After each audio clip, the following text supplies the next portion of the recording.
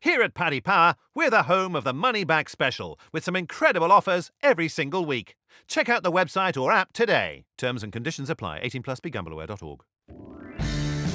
Hi there, welcome along to the Racing Post Football Postcast. Bruce Millington, Mark Langdon, Dan Childs and Paddy Powers. Brian McDonnell looking ahead to Cup final weekend and some other playoff issues. Plus, elsewhere in Europe, there are the final knockings to be sorted out, including a potential fairy tale into the Champions League for little Getafe. We'll have a look at their chances of pulling that off. But, of course, FA Cup final weekend.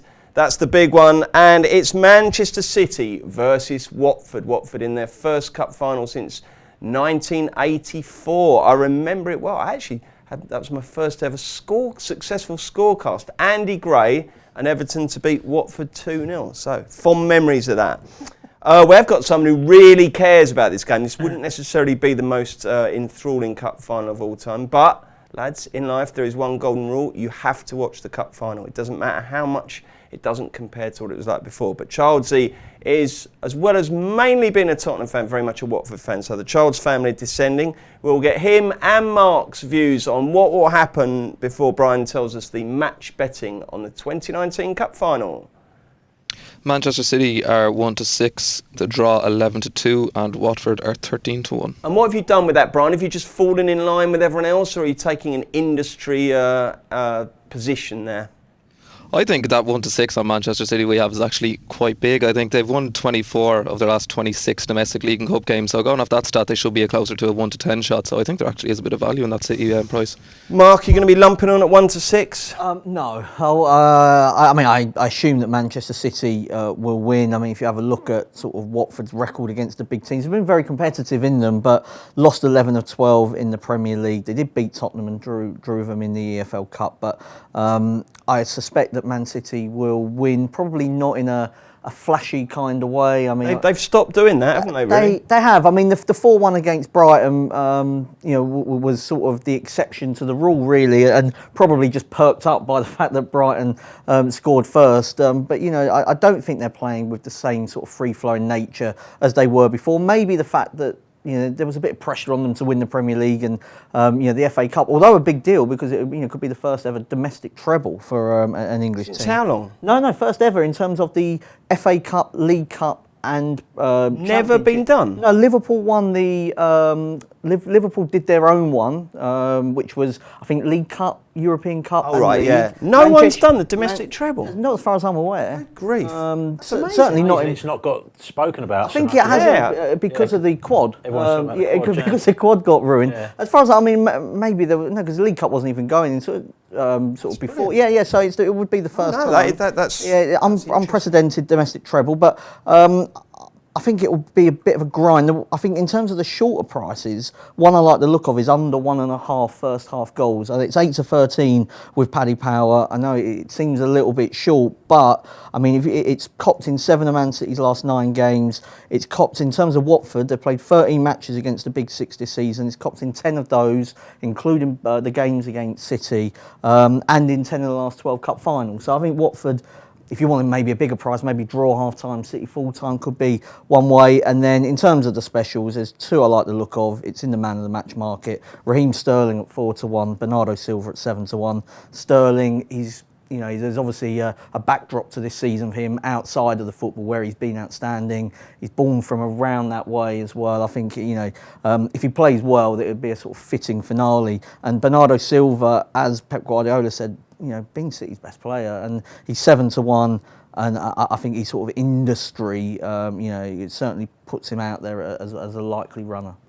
I was on a little lads' weekend the other day, and we were lying by the pool, and one of my mates pulled out his phone and said, "Can you thank that guy Mark off the Postcast?" He said, because in January, before the third round, he put up Watford, and I backed him each way. So that was a great shout. I mean, the place money. The place is there. I mean, you couldn't have asked for a harder, final, but it's you're in with a chance. Absolutely. So 16.5-1 return there. Very nice indeed. Well done. Now then, Dan, how many members of the Childs clan are heading down the Jubilee line? Family. Well, my dad's going. My son, my brother.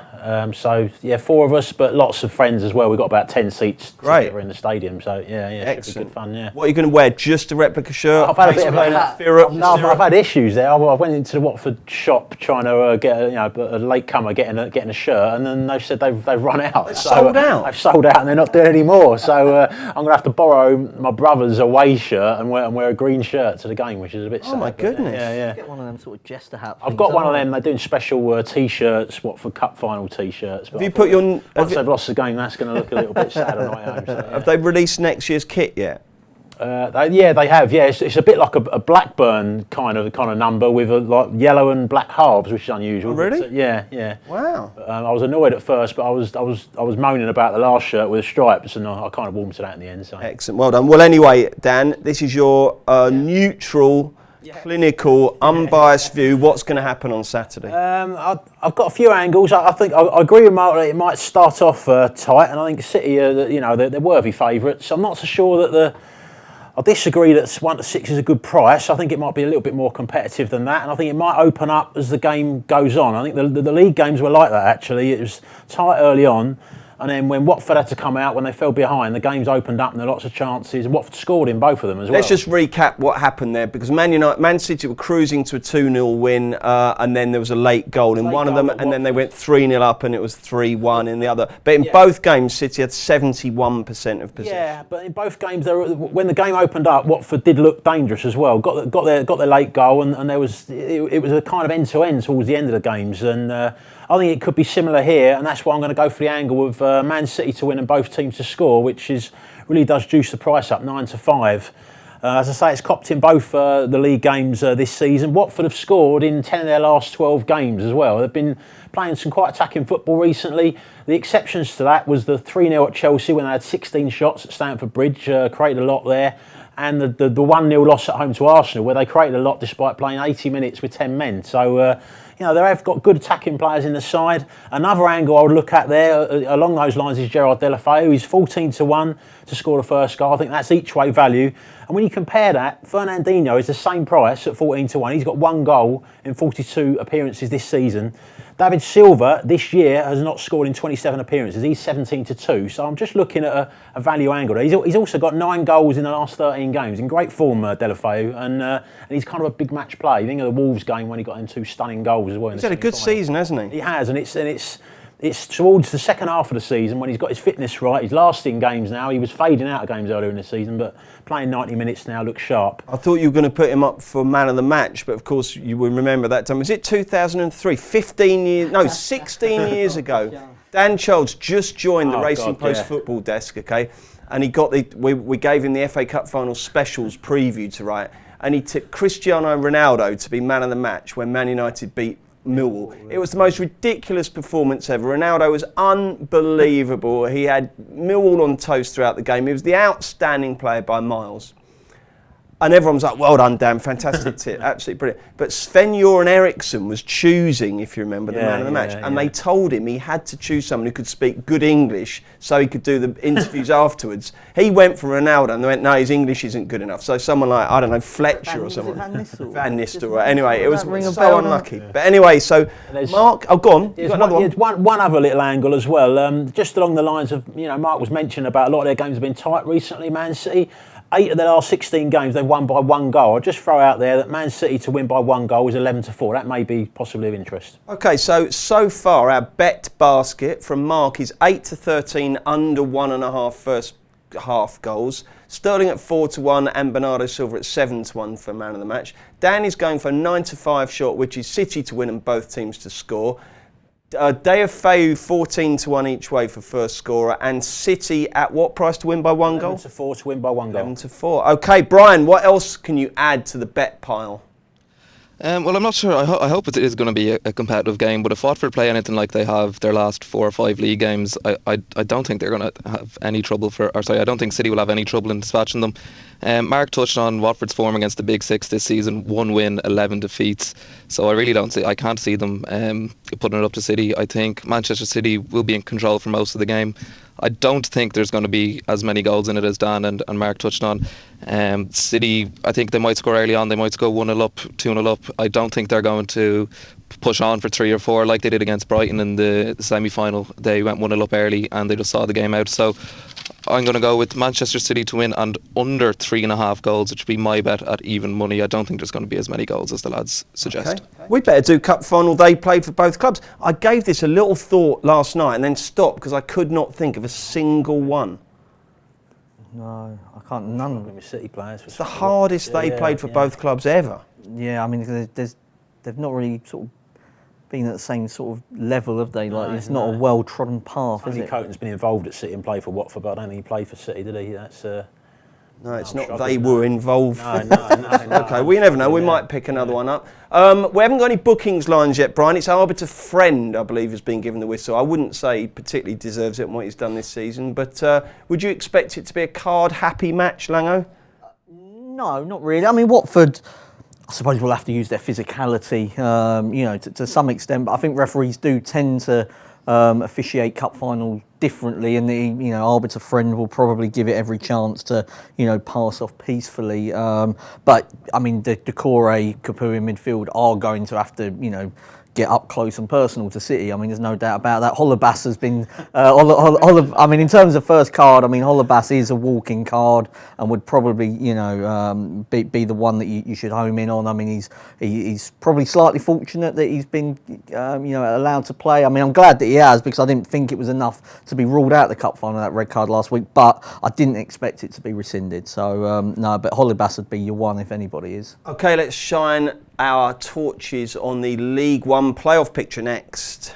Right, 10 seconds to promote Paddy Power Games. Paddy Power Games, Paddy Power Games, Paddy Power Games. Advertising. It's easy when you know how. Paddy Power. Enough of the nonsense. 18 plus, begambleaware.org. Right then, Thursday night, i.e. tonight, Portsmouth versus Sunderland. Sunderland lead 1-0 from the first leg. And then on Friday, it's Charlton versus Doncaster. Charlton carry a 2-1 lead to the Valley. So I guess Charlton are favs to go up, Brian, are they? Yeah, Charlton are favs at 13-10. Sunderland are second favs 9-5, and then Portsmouth 7-2. Doncaster 11-1. Okay, so those two games, like I say, tonight is Portsmouth Sunderland, tomorrow Charlton Doncaster. Mark, what bets do you have for us? In terms of the Pompey game, I like Portsmouth to win by exactly 1 goal. I think the nature of the beast of these games is that they are tight, because there's not much between them. They wouldn't have finished between 3rd and 6th, or 4th and 7th in their respective leagues. And you go back to the Aston Villa game against West Brom. When West Brom got in front and the tie was level on the night, there was this kind of stalemate, and I wouldn't be surprised if Portsmouth score the first goal. If we're in this situation where you don't want to over sort of egg it, do you, and try and get that second goal. No stalemate last night, was it? Well, no, I mean that game, that game was ridiculous. It was still nearly, it still nearly went beyond 90 minutes. And I think Portsmouth Sunderland, they don't play football like Leeds and Derby. I think Kenny Jackett, he's not much. He's definitely not Bielsa. It's fair to say. I think both teams are, pretty solid. There hasn't been much between them this season. I think we could be going to penalties again. They, of course, went to penalties in the EFL trophy. So Portsmouth by 1. Yep. And Charlton, Donny? Lyle Taylor to score first. He's in outstanding form. 10 goals in his last 11 matches. 5 of those were the first goal. He's just a massive threat. And I think since Grant went to Huddersfield, them two were sort of sharing the goals around. But now the focal point of that attack is most definitely Lyle Taylor. Charlton were good value for their win at Donny. Expect them to get to Wembley. Dan, what do you think we should bet on in these two? I would go for just the Portsmouth home win in the second leg. I think home advantage with Portsmouth it doesn't suggest it with a league form, because they've actually got more points away. But I think in big games, when the crowd there, they really do get behind the side. They've had some big results. Beat Sunderland 3-1 in the league. Beat Luton 1-0 as well at home in the league. Kenny Jackett as well with playoff. He's got a knack of getting the playoff finals 3 times. Been in 3 semi-finals. Got there with Swansea in 2006. Millwall in 2009 and 2010 when they went up to the Championship. Sunderland, I worry about them at the back. I watched the first leg. Ozturk had his red card overturned. I think they felt the Portsmouth player wasn't in a goal-scoring opportunity, but it was a very clumsy challenge. I'm not certain about him at centre-back. They've had 1 clean sheet in 7 starts that he's had in the league this season, so there's a weakness there. McGeady's fitness is a doubt. He's a key player for them as well. He pulled out to the first game, injured in the warm-up. And Portsmouth, I think, got more going forward. 4 players actually got double figures with goals. Ronan Curtis, Gareth Evans, Jason Lowe and Brett Pittman all got double figure goal tallies. So, you've already convinced me. You don't need to say any more. Portsmouth to win the game. And if I was to go either way, I would edge towards them qualifying as well. Would you? Yeah. Okay. Nothing in the Charlton-Donny game. I looked at that. I think Charlton are the better side, but odds on for a team to win a game they don't have to win just worries me a bit. So I've looked for another angle, gone both teams to score. Marquis, 21 goals. Wilkes, 14 goals. Donny got a threat. Scored more goals in the league than Charlton actually this season. So I'm going to say both teams to score. Okay, Brian, before you give us your thoughts, give us the 90-minute betting on these 2 second legs. Yep, Portsmouth 6-5. The draw is 11-5. Sunderland 12-5. Portsmouth 15-8 to qualify, and Sunderland are 2-5 to qualify. And Charlton 5-6 Favs. The draw 12-5. Doncaster 10-3, and Charlton 9's on to qualify. Doncaster 5-1. And what bets should we be having? Yeah, I agree with that. It's full house for Portsmouth here. I've gone for them to win at 6-5. I actually watched the first leg last Saturday in the office, and it was a dour affair. And it was the Stadium of Light was half empty. And I read after the game. I read after the game it was their lowest home attendance of the season, which I just found completely bizarre. I'm not sure. Well, I mean that would be because your season tickets don't cover it, but that's still astonishing, isn't it? I'd say it's some sort of playoff record. You'd imagine for the biggest game, their biggest home game of the season, that they'd be able to fill it out. Sorry, go on.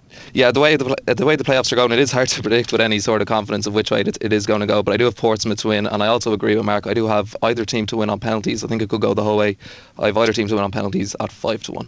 Okay. Yeah, Mark, what's that all about? Sunderland half empty? Yeah, I mean, Jonathan Wilson, the football writer, he's a big Sunderland fan. He said like some of his mates didn't go, and the general feeling was that you had to pay extra for it. There just isn't that much money going around, and they've already been to Wembley once, and the feeling was they were saving the money in case they needed to go again. Yeah, no, sure, that's totally understandable. It is expensive being a football fan. We should never forget that.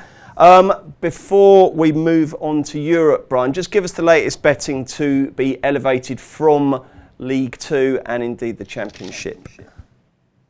League 2, Newport County are 11-10 to go up, Tranmere 4-6, and in the Championship, Derby are 5-4 to get promoted, and Villa are 8-13 Favs. Everyone on the Postcast the other week put up Newport, so that's going well. Dan, that game last night was something else, wasn't it? This is the starting with City versus Leicester, which is only 10 days ago. I think it's the best 10 days of football I can ever remember. It's just brilliant, isn't it? Yeah, Leeds just seem to have this capacity to shoot themselves in the foot, don't they?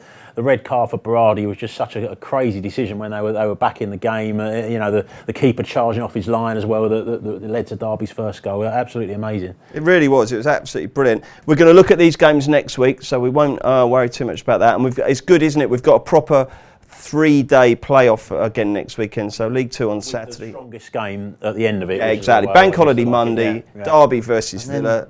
Then round onto the Wednesday, the Europa League final, and then the Saturday, the Champions League. Yeah, exactly. So there's loads of great Postcast stuff coming up. But after this very quick break, we're going to look at Europe. Friends, or maybe more. Earn a 20 quid free bet for every friend you refer to Paddy Power, thanks to our Friends with Benefits programme. Log into your Paddy Power account and share your referral link to get started. Terms and conditions apply. 18+, begambleaware.org. Welcome back, Bruce Millington, Mark Langdon, Dan Childs and Paddy Power's Brian McDonnell, looking at some good bets for the final weekend in some of the major leagues on the continent.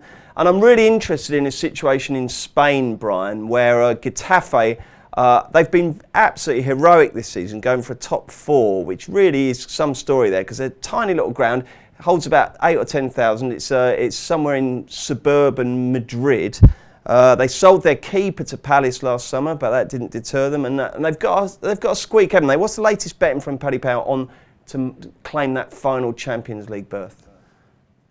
Yeah, so Valencia are 1-4 on favourites, Getafe are 11-4, and Seville are 2 points behind Valencia. Getafe, they're 33-1. Okay, right then, Dan, what have you got for us across Europe? Don't give your nap away. I'm going to, one of my bets is to lay Getafe against Villarreal. Villarreal actually been in a relegation battle for a lot of the season, but they finished it really well. Got 10 points from the last 5 games. The only defeat in there was a 3-2 loss at Real Madrid. So they're finishing the season well. Getafe, I think they've been up there for such a long time this season, and the pressure's getting to them a little bit. They've had 3 wins in the last 10 games. The situation there, I mean, they're below Valencia on the head-to-head. Valencia got a game at Valladolid, are already safe as well, so they're long odds on to win that game. And you just wonder if, maybe if news often flies across, don't they, between the games, and it may have an effect on the atmosphere. But Villarreal anyway are playing really well, and I think Asafe are opposable odds on. The other one I would look at. Torino are 7th, pushing for a Europa League place in Serie A. They're away to Empoli. They were 3rd bottom and battling against the drop. Torino 8-5, and I can't really see why, really, when they've got so much to play for. Empoli 19 defeats this season in 36 games. Torino have lost 1 of their last 16 games. I mean, they're on a great run under the old Watford manager, Walter Mazzari, and I think they'll win this weekend. Okay, Brian, what have you got for us on the continent? I like Borussia Mönchengladbach at home to Dortmund. Dortmund obviously are still in with a slight outside chance of winning the league title. They need Munich to lose and they need to beat Mönchengladbach. But Mönchengladbach need a win. They are 4th. They need a win at home to secure top 4. And I don't think the Dortmund squad will actually believe that Munich are going to slip up and they can win the title. So I think Mönchengladbach. Bayern are at home to Frankfurt. Frankfurt's season has derailed altogether since they were defeated by Chelsea in the Europa League. They were smashed 6-1 by Bayer Leverkusen, followed that up with a 2-0 defeat at home to Mainz. So they've blown their top 4 chances altogether. And I think Mönchengladbach will get that final 4th spot. Okay. And Lango? In terms of Italy, Napoli draw no bet against Inter at home. Now, I mean, obviously, the game is more important to Inter for Champions League possibilities, but I mean, Napoli barely favourites on the draw no bet. I mean, they've been better than Inter all season, and I don't see them rolling over. I mean, the game nearly got stopped last week. The Inter fans singing anti-Neapolitan songs, which is sort of seen as sort of racist almost, So, I mean, there's no love lost between the teams. I do not see Napoli rolling over, as the prices suggest they probably will. When did racist songs in Italy cause a game to be stopped? Well, it was over the tannoy for them to stop singing. Yeah, I mean, they actually take the localised sort of stuff probably more serious. Yeah, I suppose. They're very much so, yeah. I mean, I suppose it'd be like sort of, the stuff against Scousers or whatever, but it's probably even worse than that. So there's that bet, and then in Germany, I mean, Bayern Munich just too short, definitely. I mean, they only need a draw, don't they, against Eintracht Frankfurt, so to win the league. So I'd be laying them. I also think I'm not sure that Dortmund are going to get their part of the business done away at Gladbach. I'd be opposing them. And Bayer Leverkusen, the biggest chokers in European football, need to win for Champions League football. They're 2s on away to Hertha Berlin. Don't call them Leverkusen for nothing. I just think, I mean, they're a great team to watch. It's just on the final day of the season, I couldn't back them at 1-2 away from home. Brilliant. Okay, right, let's get the naps. This will not be beaten. Right, I tried to find one but couldn't, so I'm not going to put one up just for the sake of it. I'll leave it to you guys. You know what you're doing. Mark? Yeah, it is I've already mentioned it. I mean, it's 8-13, but I do think under 1.5 first half FA Cup final goals for the reasons I've already mentioned. I mean, 10 of the last 12 FA Cup finals have been under 1.5 in the first half. Man City have been starting games pretty slowly, and Watford, 10 of their 13 matches have had under 1.5 against the Big Six in all competitions this season. Dan? Kenny Jackett knows how to get the job done in the playoff semi-finals, so Portsmouth odds against to win the second leg against Sunderland. And Brian? Yeah, I touched on Mönchengladbach at home to Dortmund. Mark said it as well. I'm going to go Mönchengladbach and draw, double chance, 8-13. Okay, so that's a treble, and hopefully you can enhance that for us on the website, Brian, can you? Yeah, we'll have that treble enhanced and it should be on site this afternoon. Okay, so go on to paddypower.com, look for specials, and the Racing Post Football Postcast Enhanced Treble will be there. Right then, the season is drawing to a close, but we've got 3 more football postcasts before we draw stumps for the summer. So next Thursday we've got, what have we got, Mark? We've got the playoff finals and the Europa League. Yep. Following week we've got Champions League final, and then the week after that we've got a special on the Women's World Cup. Are you on that, Mark? They've asked me to be on it. Just got my head in the books at the moment, researching it. Yeah. Okay. Good, excellent. Right then, and Dan, hopefully you'll be joining us. Brian, thank you very much indeed for your input. Hopefully you'll be back very soon. If you enjoy these shows, please do make sure you rate, review and subscribe wherever you're listening, and that now includes Spotify if you're a Spotify fan. Right, what have we got coming up? Maddie is back tomorrow, looking ahead to a great Saturday of racing at, among other places, Newbury. I'll be back next Thursday for another football postcast, and we've got golf next Wednesday as well. So until then, farewell. Everything is better when it's bigger. Paddy Power's Same Game Multi allows you to combine a number of selections from a single match into one big bet. Check out the Same Game Multi tab and get building your bet. Terms and conditions apply. 18+, begambleaware.org.